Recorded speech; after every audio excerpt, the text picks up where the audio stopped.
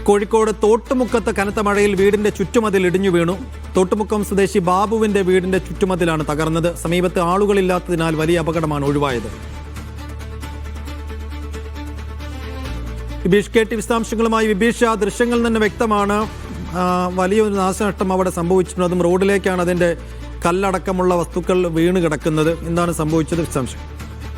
ഇന്നലെ രാത്രി പെയ്ത ശക്തമായ മഴയിലാണ് തോട്ടുമുക്കം കിഴക്കേ പറമ്പിൽ ബാബുവിന്റെ വീടിന്റെ മുൻവശത്തെ ചുറ്റുമതിൽ തകർന്നത്.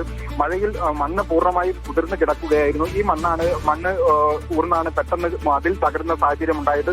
രാത്രി ആയതിനാൽ ആളപായം അത്തരം പ്രശ്നങ്ങളില്ല. വീടിന്റെ തൊട്ട് മുന്നിൽ തന്നെയുള്ള ചുറ്റുമതിലാണ് പൂർണ്ണമായും ഇടിഞ്ഞു തകർന്നു വീണത്. ശരി, KT വിബീഷാണ് കോഴിക്കോട്ട് നിന്ന് വിശദാംശങ്ങൾ നൽകിയത്.